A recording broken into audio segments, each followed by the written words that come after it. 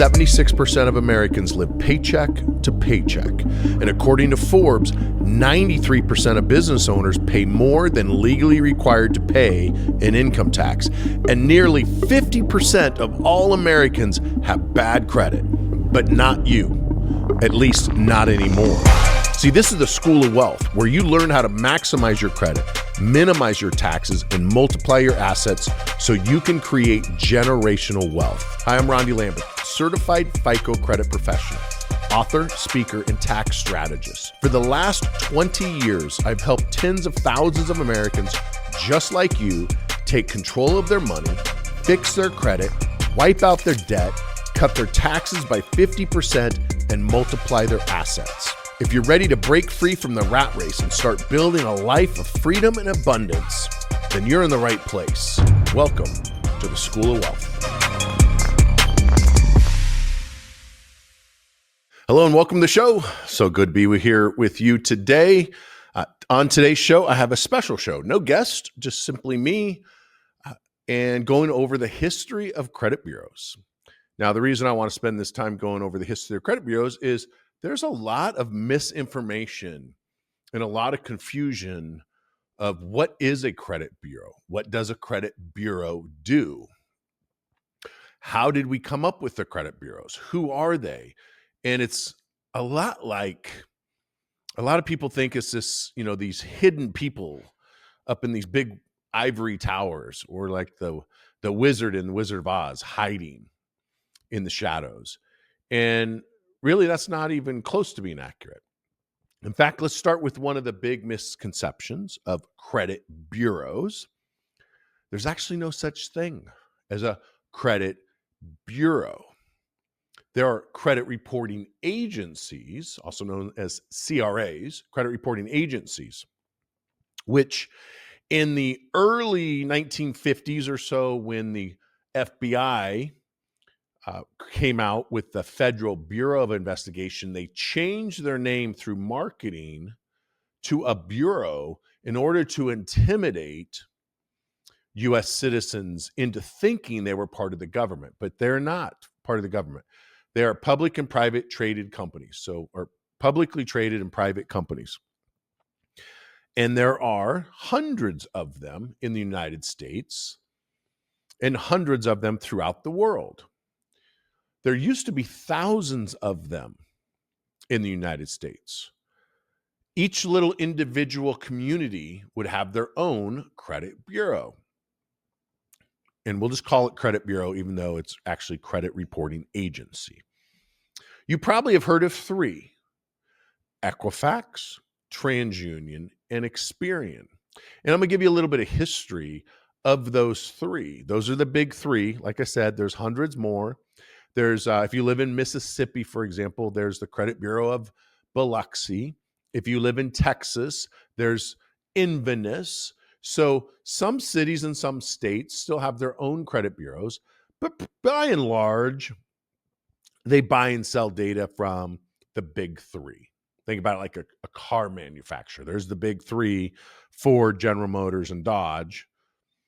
But then there's lots of other ones. So I'm going to go through some of the history. I have it written down because some of this, I know it, but I want to make sure I'm thorough. So I'm going to read from my phone from a little bit. So the big three, I'm going to start with the smallest one, which is TransUnion. It's also the youngest one. TransUnion was incorporated in 1968. They do about $4 billion a year in revenue. They have over 13,000 employees. They monitor over 1 billion files worldwide in 30 different countries. And including in those 1 billion files is 200 million U.S. citizen files. Not every citizen, 200 million of them. And over 65,000 businesses. See, with credit, you have a personal credit report, and then businesses have business credit reports. And as soon as you get your EIN number, employer identification number, that's sent off to Dun & Bradstreet, or they'll scrape it from the IRS website. And then that creates your business credit profile. Now, most businesses never build out their business credit profile. Therefore, They never actually have established business credit, but the credit bureaus still monitor your files. And if you really want to get unlimited funding for your business, whether it's for operating capital, for marketing, or for expansion, you really need to work on building your business credit because it doesn't happen on its own like personal credit. And I'll do a show in the future just talking about business credit and how. I'll go through the steps. There's really 5 things that you must do to build a business credit report.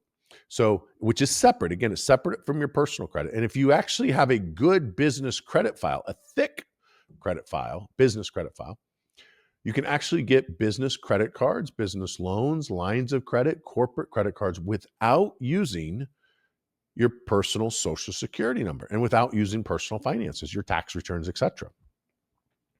The second credit bureau is Equifax. Equifax was founded in 1899. So they're 126 years old. They were founded as the Retail Credit Company. This is going to be important because the big name changed in 1970.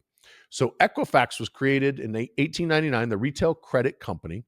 They do over $5 billion a year in revenue, have over $11 billion in assets, employ over 15,000 employees in 18 different countries.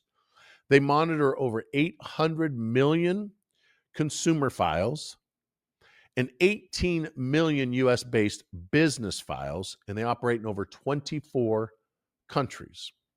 So they do a little bit more revenue, but they have a little bit less files than TransUnion does. And they've been around for 50 plus 60 years longer than TransUnion.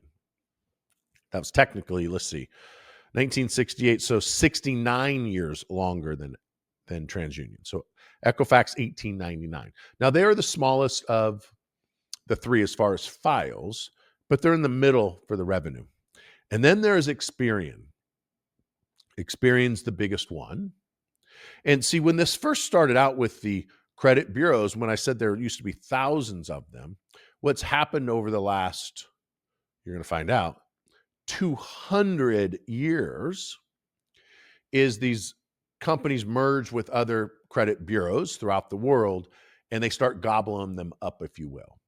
So instead of now being thousands of credit bureaus nationwide in every city, every county, every state, now primarily the 4 big ones, Equifax, TransUnion, Experian, Inverness, but they're still always buying these small ones.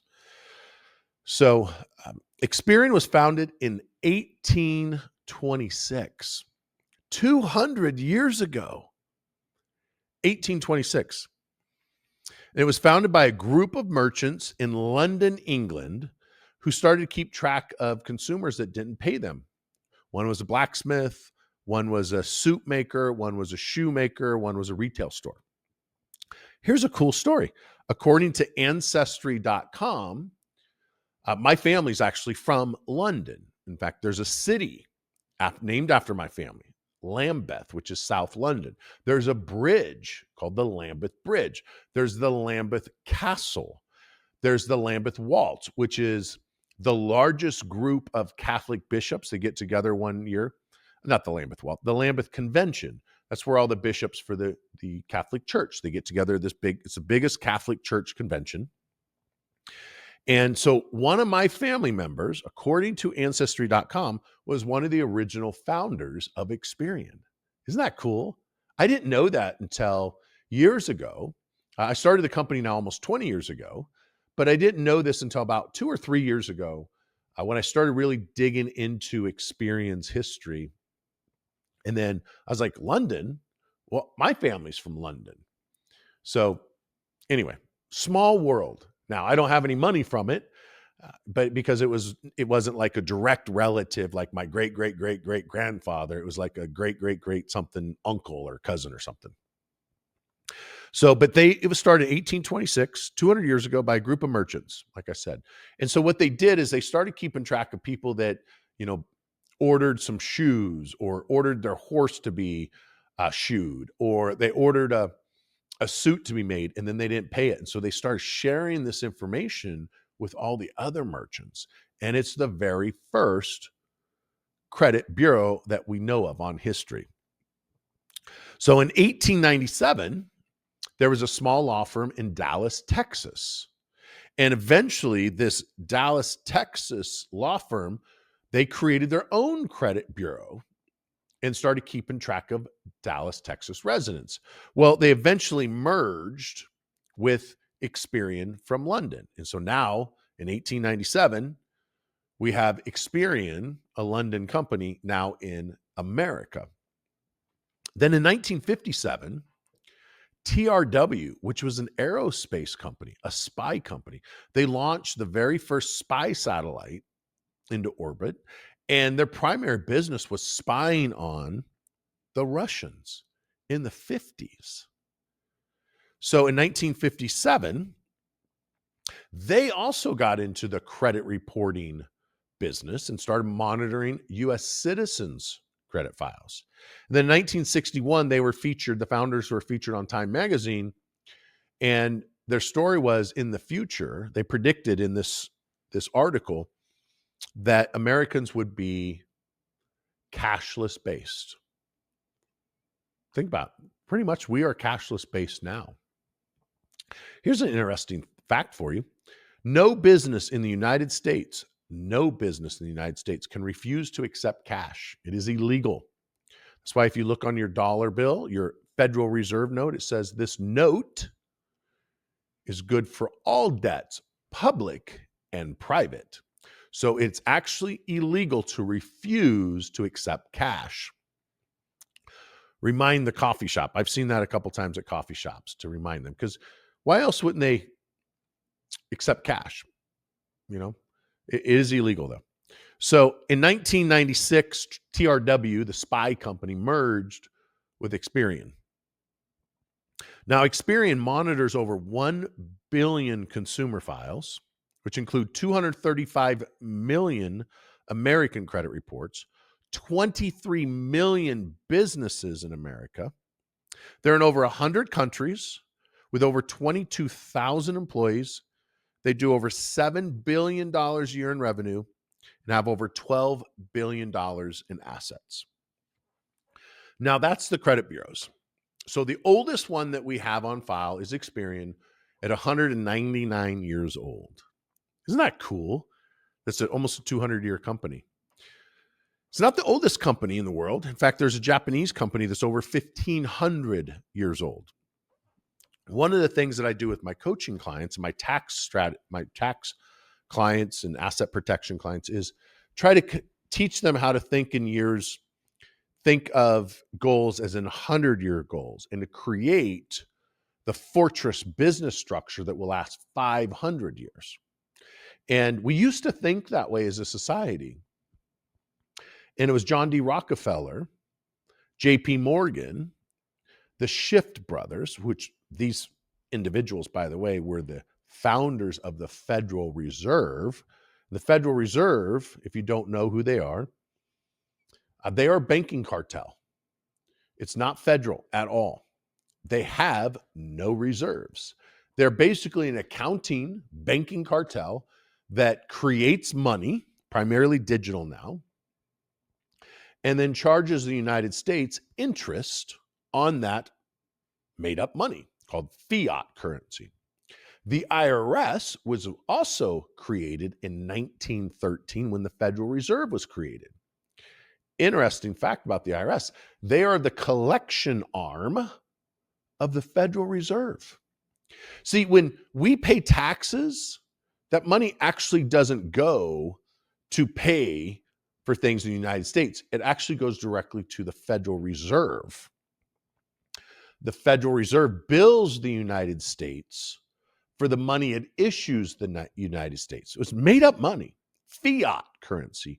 Fiat means to make up. And so they bill it. And then the United States pays interest through fiat, electronic money, to the Federal Reserve.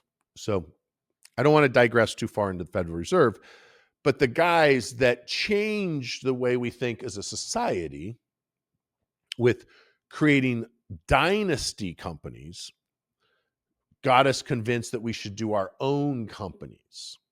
And yet they did the dynasty. John D. Rockefeller is known for saying, own nothing, control everything. And one of these days, I'll do a podcast on how I set up business structures to where I own nothing, and yet I control everything. I don't own this microphone. I don't own this boom mic. I do not own this desk. I do not own this. Technically, I guess I own the glasses because I haven't conveyed that to my company. I do own this Echo water bottle. But everything in the studio is owned by a company that I don't own. I control it. See, I live by the own nothing, control everything. And because I live by that motto, if I was to be sued, whether it's a legitimate lawsuit or a frivolous lawsuit, you can't take anything from me.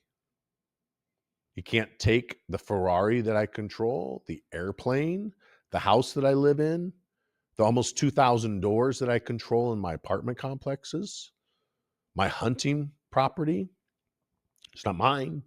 It's owned by an LLC that I control. I don't own it, but I can control it. You can't take the Jeep that I drive or the Mercedes or the Toyota or the motorcycle. Are you catching on? You can't take the watches that I have that are worth, some of them are worth more than people's houses. You can't take any of that from me because it's not mine. I don't own very much of anything. In fact, everything I do own would maybe bring $1,000 at a yard sale. That's it. So if you sued me and got a default judgment and tried to take something from my bank account, you're not going to find anything because I don't even have a personal bank account. I have a trust.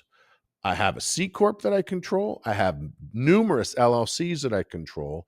And I have bank accounts under EIN numbers, not Social Security numbers. Later on, I'll talk about that a little bit more.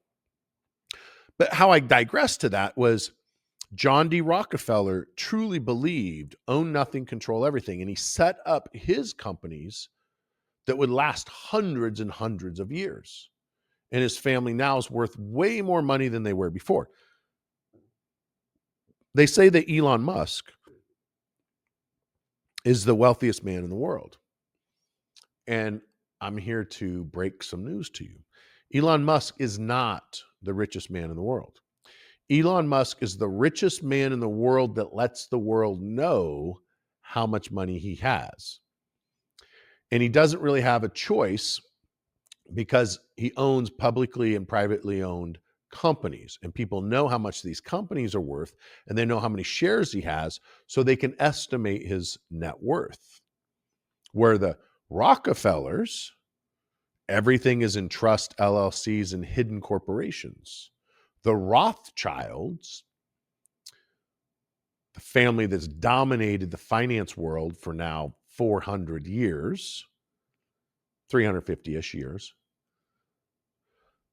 we don't know how much money they have. The Saudi princes or the oil barons, we don't know how much money they have because they don't want anybody to know. So to say that Elon Musk is the richest person in the world is really not true, but he's just the only one that, or he's the richest man that reports. So back to changing that mentality. And so I teach my clients 500-year plans versus a 50-year plan on what you can do with yourself. Do you have collections, charge-offs, even repos on your credit report? Let me tell you what not to do. Don't ignore it and don't overpay it. See, most people either panic or they pay full price, or they bury their head in the sand and let their credit rot until they get sued. At Fortress, we help you restructure your debt, settle it for a fraction of what you owe. And because of the way we negotiate with the banks and the collection companies, we often can get it removed from your credit report as well. Now, a lot of the time, the creditor will agree to delete it up front. This isn't a trick, it's a strategy. So click the link in the bio to learn more or go to fortressu.com. So Experian's been around almost 200 years, but that's really not when credit was created. Credit's been around for thousands, if not tens and hundreds of thousands of years. I personally believe that humans have been on this earth for about 300,000 years. I believe that the pyramids, based on what I'm seeing now, were built in the beginning of time when everybody spoke the same language and they were a very advanced civilization, way more advanced than we are now. I don't think it was Jewish slaves that built the pyramids like many of us were taught, many people believe. I don't believe that at all. I don't believe it was built by aliens. I believe that it was influenced by angels sent by God to help humans live on earth. That's what I believe. And that's what the Bible references. So I'm a born again Christian. I've been a Christian since childhood. I read my Bible every day. And I believe that prior to everyone speaking the same language, we have the Tower of Babel. And that's when people in the world spoke the same language. And God said they were building buildings so powerful that they could reach the heavens. And the pyramids are built in a way that if you actually start studying them, they have those pillars that go down hundreds and hundreds of feet below and wrapped in coil, like and something that creates energy. And then the rooms they're believing now, those are not burial rooms, but rooms that would vibrate when filled with hydrogen and water, which would create electricity, and they could be connected worldwide where the other pyramids were. See, I believe that if you read the Bible, it says this, that God sent angels, also known as demons when they revolted, but God sent angels to protect humans and to teach them. So that's my belief. Now, whether or not you think I'm crazy or not, that's okay. If you're an atheist, that's cool. Atheist, you got to believe in, you believe in one miracle happening. As a Christian, there's millions and millions of miracles that happen every day. I don't think we just poof, we're here because nothing creates nothing. Anyway, I digress. So I believe that the credit has been around since Adam and Eve days. And here's what I mean by that. Since the beginning of time, I'm good at a few things. I saw my brother. I have a brother. He's 10 months younger than me. His name's Jeremy. So him and I are the same age, 2 months out of every year. We're known as what's called Irish twins. And growing up, we were best friends because he's 10 months younger than me. And what I did, he did. What he did, I did. And so we always were together. And we were really together like that up until, quite frankly, about 6-7 years ago. And he got some mental illness challenges, in and out of mental hospitals, suicides, and alcohol and drug abuse. And so now he's kind of out there. And as long as he takes his medication, doesn't do any types of drug at all, including marijuana, doesn't have any alcohol, he's great to be around. But the moment he has one sip of alcohol, it switches on him and he goes schizo. So I don't spend that much time with him. I did get to see him last weekend. He got out of jail. The last episode, he had an episode. He beat up some cops and beat up his landlord and some nurses and doctors. So he got 3 felonies, and lucky for him, he lives in Oregon. So with 3 felonies, they ended up giving him 90 days in jail, and then they let him out after 30 days. So 3 felonies, you get 30 days in jail.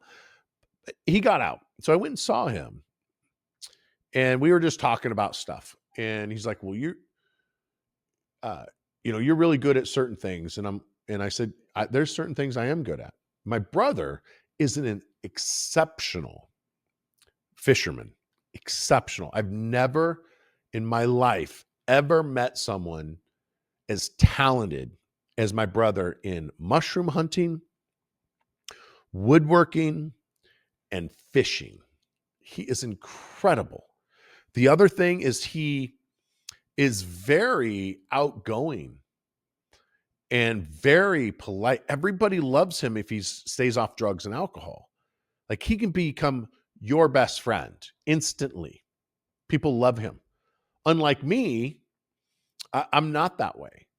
I'm what I would refer to as an introverted I'm an introverted or a extroverted introvert. So I'm not someone who makes friends easily. Most of the time, people think that I'm intimidating. They say that they thought I didn't like them and that I was pissed off because for whatever reason. But my brother, on the other hand, it's not like that. Now, me for fishing, I like fishing.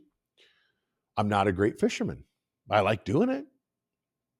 I have a 5-acre pond in my backyard. I go out there and I bass fish all the time. But I'm not great at it.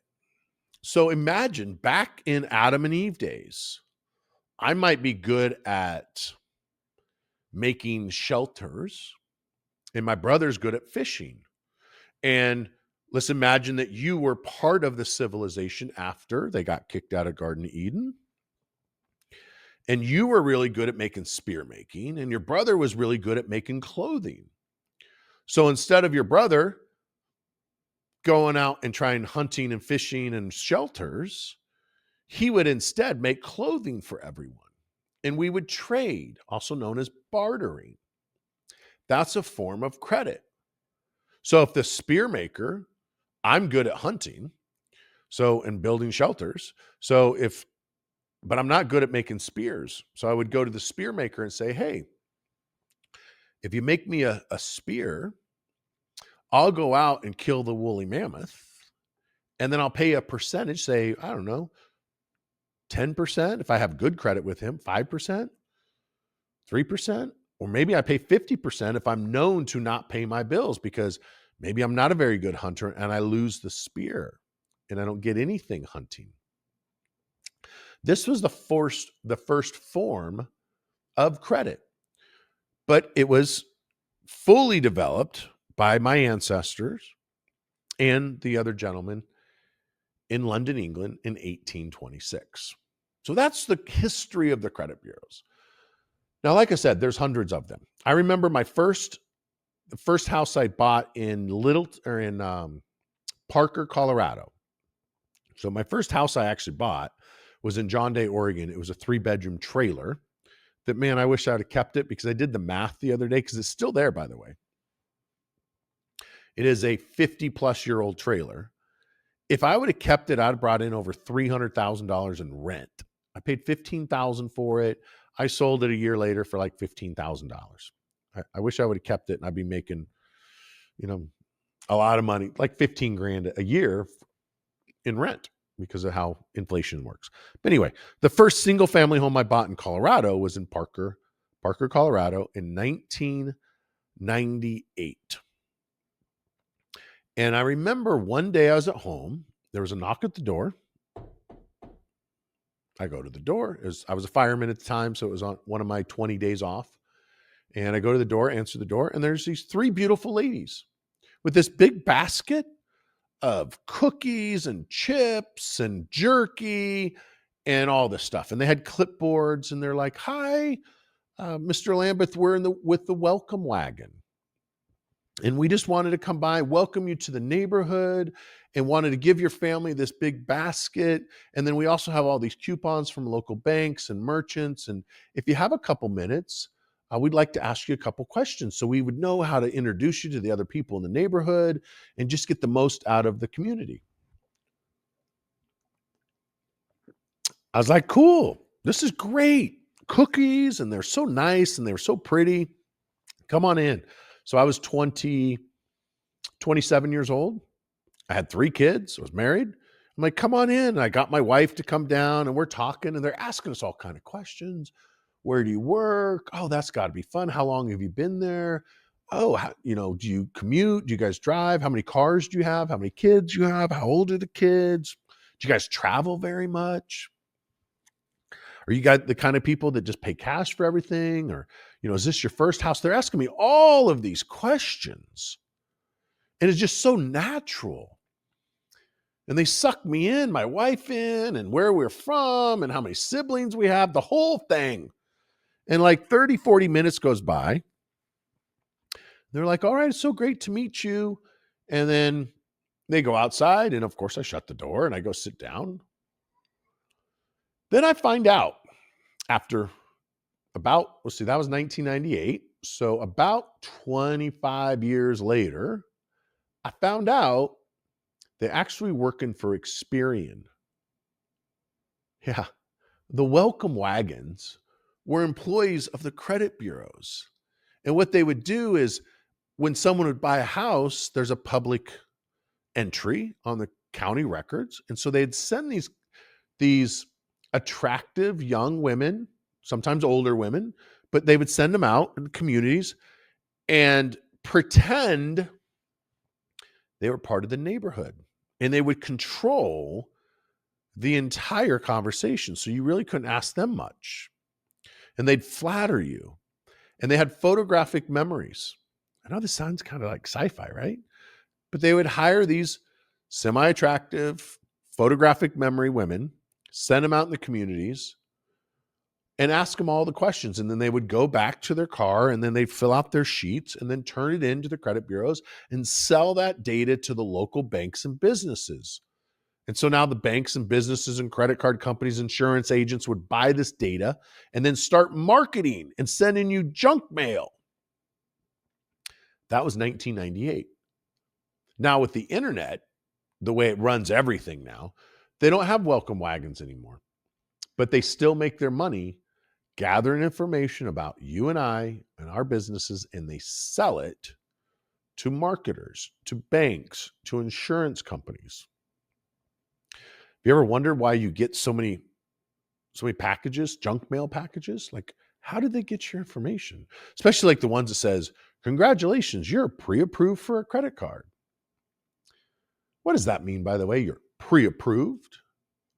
It means nothing. Absolutely nothing.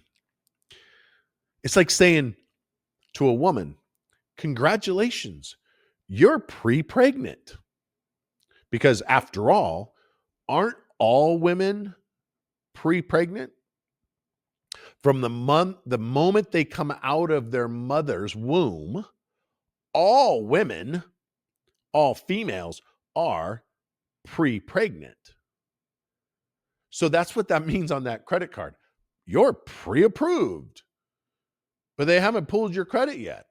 They have no idea what your actual credit score is. They know the range of your credit score. See, if I was a marketing company for Capital One, I would reach out to Experian and say, hey, I would like to buy a list of 10,000 people who live in the 89139 zip code that make over $100,000 a year, that have a 720 or higher credit score, that don't already have one of the credit cards. And you can literally say everything. They have 2 dogs and 3 cars and over 55 years old. You can literally lay out exactly what you want. And then Experian will sell you that list. And then you take that list, you put it in your marketing, and now you're sending out postcards and letters. They've never pulled your credit, so how would they know if you're pre-approved? You're not. There's no such thing as pre-approval. It's like being pre-pregnant. So now with the internet and how everything is connected, they monitor everything. I mean, everything. They monitor what kind of toothpaste you use, how many bottles or tubes of toothpaste in a year you go through, what's your favorite toilet paper, how many rolls do you go through. You might think I'm joking. I'm not joking at all. They literally monitor every single thing that you buy at a grocery store, all of it, all of your data, just like Facebook does, just like Instagram does and YouTube does. It's about the data. Let me explain how they're able to monitor this. You might be thinking, well, how many rolls of toilet paper I buy every year? That's not on my credit report. I didn't say it was. I said they monitor it. And then they sell that data to someone who wants to buy it to sell you marketing and ads to get you to buy more of the toilet paper, or they sell it to the competitor. Here's how it works. I typically shop at Costco for most of my food, Winco for some things, and then Albertsons for things I can't get at Costco or Winco. I don't really shop at Walmart because there's nothing close by. And I like the quality of food at Albertsons better, a lot more local farmers. But I can tell you, when I go into Albertsons, when I go to cash checkout, what do? Probably the same thing you do. Enter your phone number or scan your loyalty card. You type in your phone number. Why would Albertsons want your phone number? Why would Albertsons give you so many discounts and coupons? Because they're not wanting to make as much profit? No, it's because they make money by selling your data. So when you type in your phone number and then they give you the automatic coupons, they keep track of in their system what you're buying. And that's on some spreadsheet somewhere. And then they sell that to the credit bureaus, or they sell it to marketing companies or insurance companies. That's how they're making up for giving you the coupons, for giving you the discounts. In fact, the largest credit reporting agency is unknown. They don't actually sell credit files, but they sell profiles with credit. Here's another credit reporting agency, Check Systems. That's another one that people don't even realize they're a credit reporting agency. They keep track of whether or not you write bad checks or if you had a bounce check. Also, if you've ever gotten a mortgage, when the mortgage company pulled your credit, the mortgage company doesn't have an account with Experian. There's a middleman, NCO, Old Republic, and many Exactus, and there's thousands of them. They're also a credit reporting agency. In fact, one of my proprietary ways of increasing my clients' credit scores 100 to 150 points in less than 30 days. No one else that I know of knows how to do this. There's thousands of credit repair companies out there, and I don't share how I do it, but I'll share with you what I do. See, the mortgage company, when they pull their credit, if I can get a hold of that credit report, that's actually a credit bureau. They're a small credit bureau. And the Fair Credit Report Act says the big three have up to 45 days to respond to your dispute. But the small ones, because they're small companies, they should be able to handle disputes faster. So they get 5 days. 45 days or 5 days? Who would you rather dispute with? The small credit bureau. Here's the problem. If you dispute with them, they're going to immediately fire off a letter that says, we are not a credit reporting agency. Contact Experian, Equifax, and TransUnion. Here's where it gets juicy. That's a violation of the Fair Credit Report Act. You can immediately file a lawsuit and they will lose 100% of the time because they are a CRA and they're required to do a reasonable investigation. And if they don't, you can instantly sue them. So we immediately respond back with a letter quoting the Fair Credit Report Act, showing that they're really a credit reporting agency, and threaten to sue them if they don't remove the items on the credit report. They have two choices. Yeah, technically three, but it's going to only result in two things. They can ignore us and we'll sue them. And then we can force them to remove it. Or they respond and they remove the items that we ask them to remove, whether it's a late payment, a charge off, a collection, a judgment, a repo, a foreclosure, a bankruptcy, tax lien judgment. It doesn't matter. They have to remove it because they violated federal law by not doing the investigation in a reasonable time. How cool is that little hack? I don't know of a single credit repair company doing that. And it's because most of the credit repair companies aren't really interested in fixing your credit because they bill you monthly.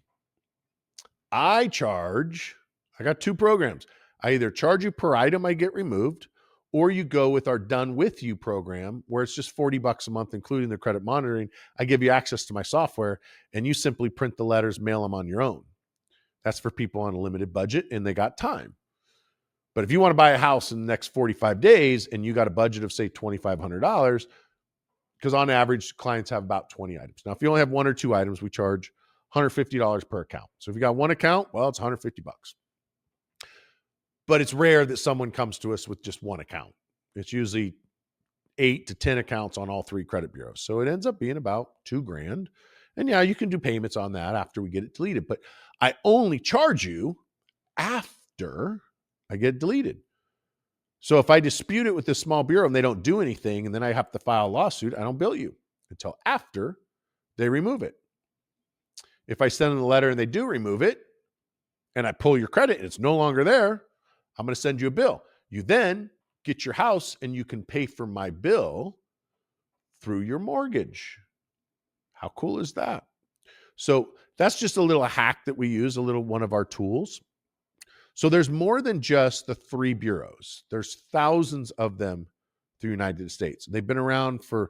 Credit's been around for hundreds of thousands of years. Credit reporting technically has been around 199 years. They track files on billions of people in over 100 countries. It's a big industry, guys. Huge industry. And then they're tracking and they're making money off of tubes of toothpaste, how much gas you buy, because they give you discounts at the gas station, at least the gas stations where I live. Shell, you get up to $2 off a gallon, depending on how many points you have.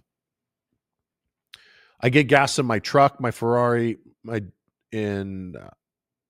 motorcycle at Costco, but my Jeep is a diesel, so I get that at the Shell, and I wait until I got that $1 off coupon, and I just go to the local Shell down the street, and that's where I get my diesel. So they keep track of all of that stuff. They're tracking everything. Now, what can you do to stop all of the junk mail? To stop all the pre-approved offers that don't matter? You can go to optoutprescreen.com. That's optoutprescreen.com. These links should be in the show notes as well. Optoutprescreen.com. And you can opt out of receiving marketing for 5 years. Now, why would you want to do that? One, it's less garbage because there's less mail going to your mailbox, which then just goes in the garbage or the recycle bin. So less of that. 2, it's also going to protect your identity. And the reason why it'll help protect your identity is you do not need a social security number to get approved for a credit card. You only need a birthday. How crazy is that? You don't need a social. You need a birthday. Well, how do you get the birthday? Facebook. You know how many people go on Facebook and it's happy birthday, happy birthday. If you go and look at my birthday on Facebook, it's not my real birthday. It's not the right year. It's not the right date. It's one day of every year, but on my public profile, it's not the right date. Not even close. Why do I do that? Because I'm a public figure. People know me. Millions of people know who I am through social media and TV and radio and magazines, etc. I've been on stages all across the world. I'm on 25 to 50 stages throughout the United States every day. In fact, I've spoke at Harvard 3 times, Penn twice, San Diego State, I think it's now 3 times. So I speak on stages all over. So I changed the identity that is on Facebook to not be my real birthday. You can still wish me happy birthday, and I'll say thank you. It's just not my real birthday. Because you don't need a social security number to get a credit card. You need a birthday. So if someone is really stalking you, and here's the facts, 70% of all identity theft, 7 out of 10 times, it's friends and family. It's friends and family. It's not some crackhead going through your trash. You got to block everything out and put it through the shredder. 70% of the times it's friends and family. The other 30% of the time, it's the North Koreans, the Chinese, the Russian, Ukrainians. It's the professional hackers, and they're not actually going through your mail. They're hacking into the HVAC system at Target, or they're hacking into your insurance company system, and they're grabbing millions of Social Security numbers. In fact, every year there's 50 million debit cards replaced in America. 50 million due to breaches. You ever wonder why? One day you get the mail and there's a new debit card. It's like, here's your new debit card. And you're like, well, the other one didn't expire because the data was breached and they paid a ransom to not use all the credit cards. So they'll get 10 million credit cards or debit cards and say, hey, give us $5 million and we won't use these. Otherwise, we're going to sell them on the dark web. That's how that thing works. You already know the game is rigged, but what you might not know is there's a legal way to flip the script. I'm hosting a live 3-day workshop called Winning the Tax Game. Inside, I'll show you exactly how I've paid just a few $100s in income tax over the last 10 years, legally, ethically, and by the book. You'll learn how to turn your biggest expenses into the biggest business tax write-offs. You'll learn how to bulletproof your assets from frivolous lawsuits and how to play by the real IRS rulebook, the one the wealthy use. If you're a business owner and you're sick of giving 30 to 50% of your profit over to your silent partner, the IRS, then go to winningthetaxgame.com and reserve your seat. If you're listening to this right now, use promo code School of Wealth at the checkout to get $100 off the price of admission. Let's stop donating to the IRS. It's time you learn how to win. So go to winningthetaxgame.com and get registered today. So 70% of identity theft is friends and family. So if you if you go to optoutprescreen.com and opt out, there's less likelihood that your friends or family will open your mail, or your employee will open your mail and then apply for a credit card in your name. And then when they get it, they make sure they pay the bill. This happens all the time. Many of the celebrities that hire me, and the athletes and the Instagram folks, the social media stars, most of them that hire me, it's friends and family who stole their identity. Brad Lee is a great example. Brad Lee, host of Dropping Bombs, very good friend of mine. When I first met him, he had a 561 credit score. Now he's in the 8th. I think the last time he texted me, it was 837. He spent thousands of dollars with attorneys trying to fix his identity theft and got nowhere. I had it fixed in less than 72 hours. Identity theft is extremely easy to fix. Now you might be thinking, he just shared Brad Lee's credit score. Oh my gosh, is Brad going to be pissed off? No. Brad talks about it in his book. The credit guy he's talking about in the book, it's me. Brad and I have shared stages, many shared stages together. He tells everybody, I've been on his podcast now 3 times talking about his credit. So what I just shared with you is not breaching confidentiality. Now, there are many other celebrities that I can't tell you that hired me. If you go on my social media, you can probably figure it out because you see me with a lot of them, a lot of athletes, a lot of social media stars. And I help almost all of them with either maximizing their credit, protecting their identity, fixing identity theft, or minimizing or eliminating their taxes. I helped a client today. He made $2 million net. His CPA finalized the tax return, says, here's what you're going to owe. So he came to me. He's like, what can you do? And I said, let me do my magic. I took him from owing $868,000 in taxes to zero. $868,000 in taxes to zero. What did that investment cost him? For me to do that, it was $35,000. Was that worth it? When it was all said and done, he saved $800,000, which then he was able to reinvest that in real estate, which now he'll be able to have millions of dollars in new assets that essentially the IRS paid for. So I do 3 things: maximize credit, minimize debt, multiply and protect assets. Those 3, the M3 program. So if you want to protect your identity, optoutprescreen.com. If you want to eliminate identity theft, like 99.99999% likelihood you will eliminate and prevent identity theft, here's how you do it. You go to annualcreditreport.com. Lifeline absolutely hates this. They've created a company worth hundreds of millions of dollars by scaring people into thinking that someone's going to steal your identity. No one steals anyone's identity. No one walks up to you, puts a gun in your face and says, "Give me your identity." No, what they do is they commit fraud. They commit banking fraud. And most of the time, it doesn't cost us as consumers anything on the front end because it's fraud and we don't have to pay for it. It costs us on the back end in our retirement accounts. If we have mutual funds with the banks, it costs us in interest rates because the bank's got to make up the loss. So they charge us higher interest rates. So it does cost us, but not necessarily if someone goes and buys a $100,000 car, which one of my celebrity clients, one of his family members bought over 26 cars at the same dealership. Talk about an inside job, true fraud, right? Wasn't identity theft, it's fraud. But if you want to prevent it from ever happening,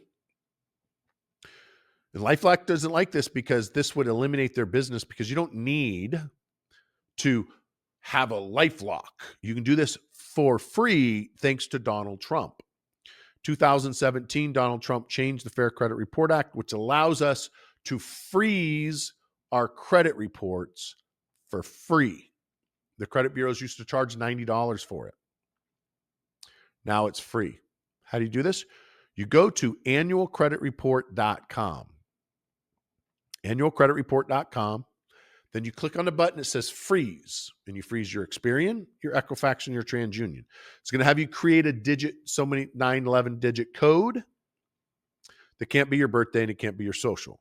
So you need to create a code that's a combination, maybe your address, maybe your birthday, like a number that you won't forget. Make sure you put it in your phone, because if you lose that code, it's not the end of the world, but you wish it would be. After spending hours on the phone, listen to horrible hold music to only get told, call back tomorrow.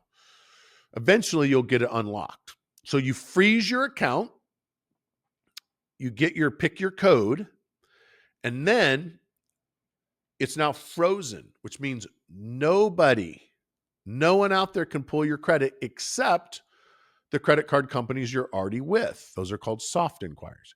And your credit card companies, you might not know this, but they're actually pulling your credit every single month. Every month they do this. They pull your credit.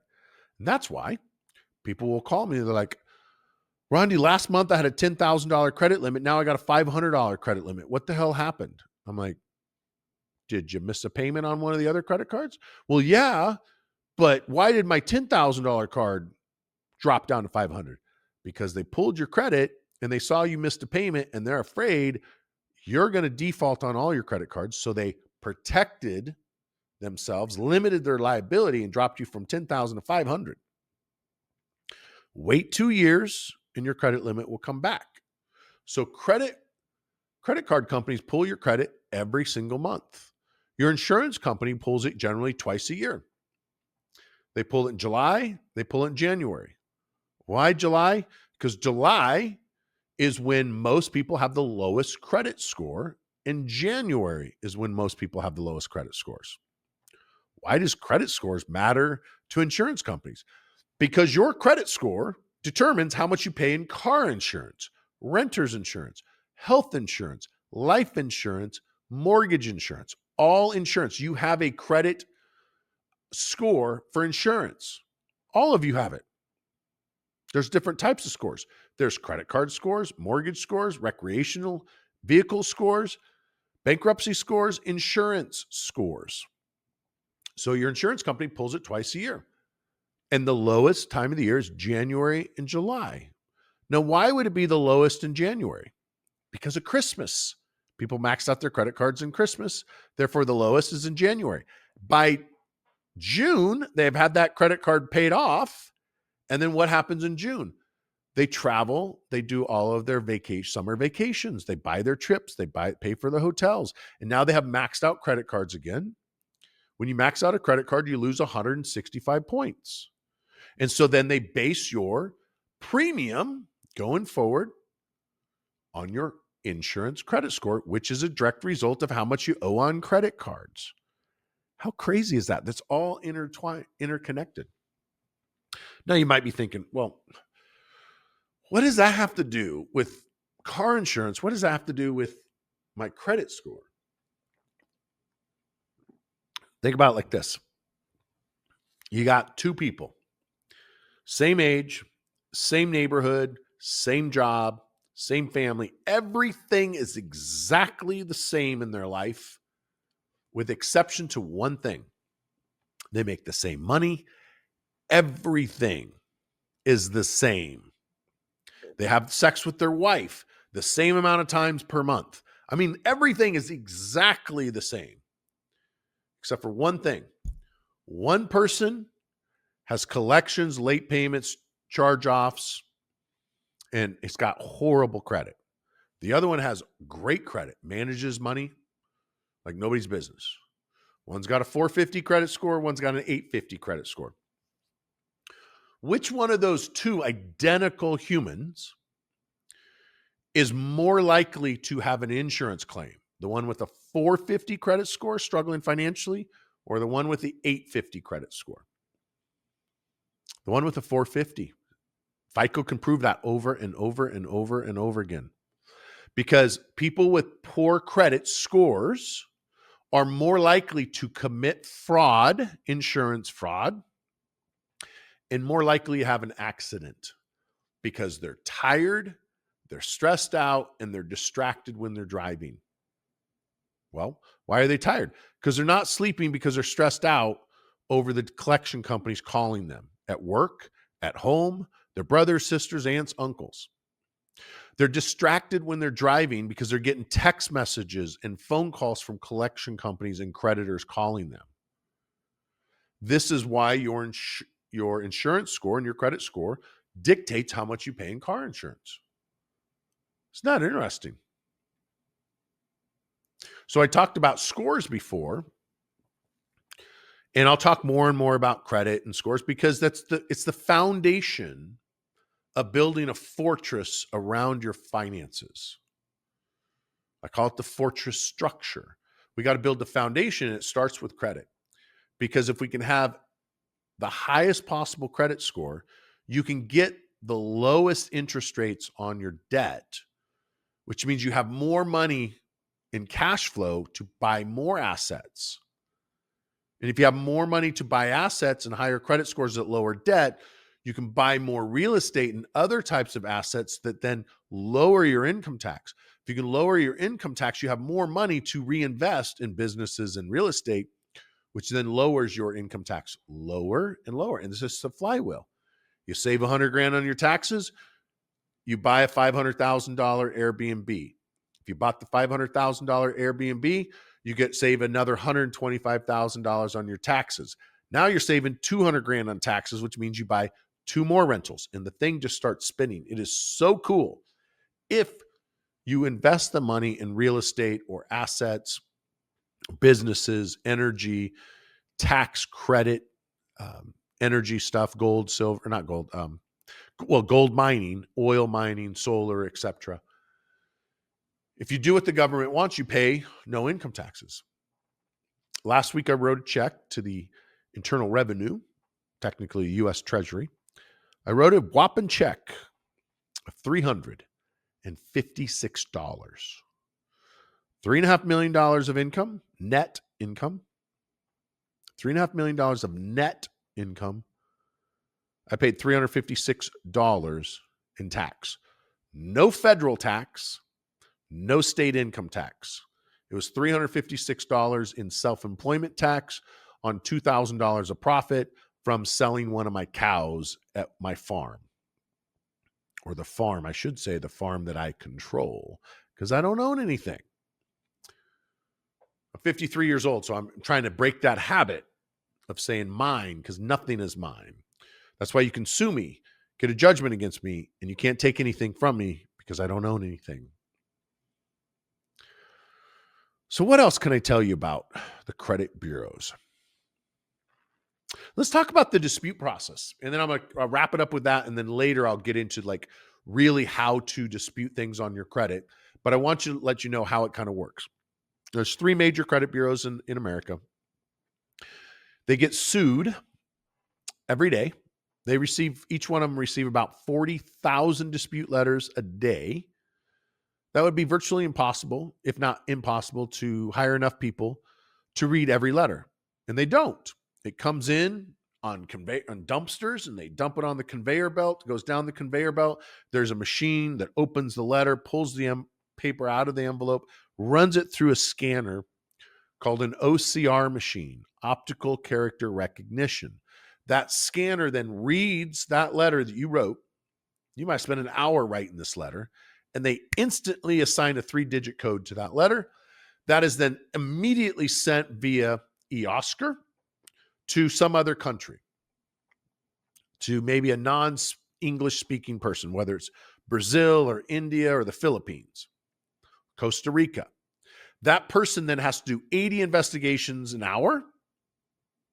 So if you spent hours writing this letter, and it's a 20-page letter, and it's documenting why it's identity theft, and here's all the proof, and here's the police report, and the CFPB and the FTC identity theft, and here's the person that stole your identity, and here's the court file of them getting convicted of identity theft, and you lay it all out, within seconds it's attached to a 3-digit number. 70% of the time it's 0.001, which means consumer states not his or not mine. So 001, 70% of the time, that's what they're coded, not mine. That's sent off to India. That person now has to do 80 investigations an hour, and they're going to they don't call anyone because they have no phones. They can't email anyone because they have no access to email. They then must do an investigation, 80 of them an hour. Otherwise, they're fired. These are in third world countries that they need their job. They have families depending on them for money to buy food. What would you do if Experian says you either click 80 things an hour and click verified, or we're going to fire you? It's just verified, verified, verified, verified, verified, verified, 80 times an hour. That is the disputing process. And then when they click verified, it sends back a letter. You get it about 3 weeks in the mail. It says, we did an investigation. We found this is frivolous, suspicious. We've alerted the authorities, and we're not going to remove it from your credit report. Have a good day. That's basically what it says. And then you as a consumer are like, they're going to alert the authorities. What did I say? Did I say the wrong thing? Am I in trouble? Is someone going to show up and knock on the door and arrest me?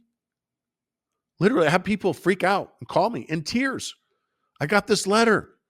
They said they're alerting the authorities. What did you guys say in the letter? I'm going to get in trouble. No. They alerted the authorities like at Experian. Like they alerted their boss. They did the investigation. That's all it means.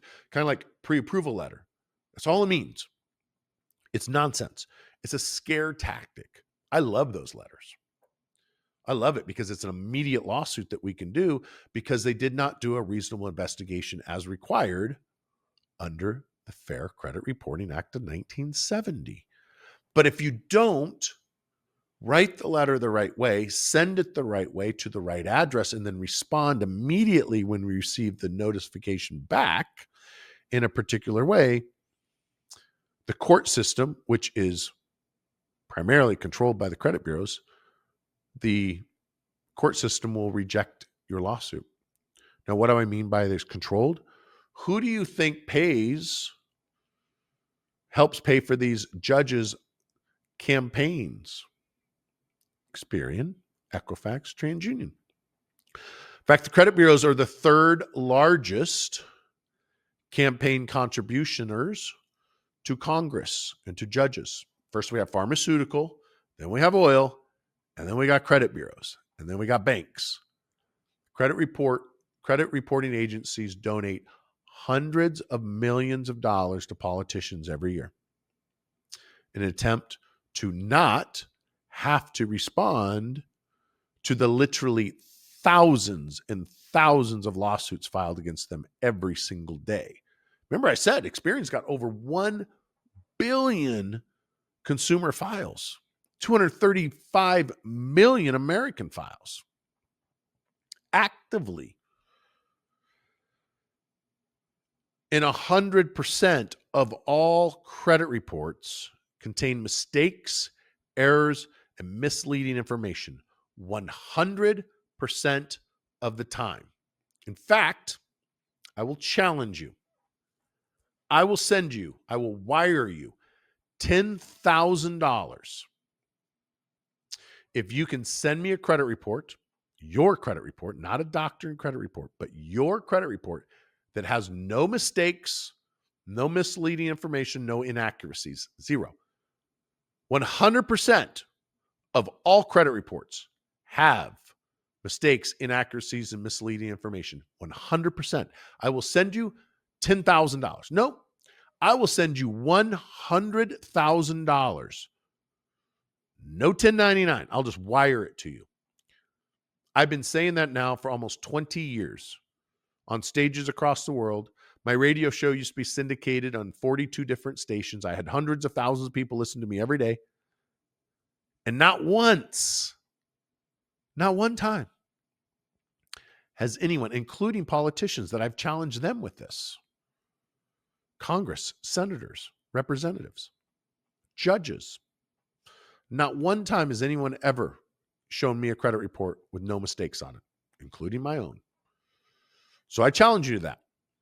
$100,000 in cash via wire. No taxes for you to pay. I'll pay the tax on it, so you don't have to pay.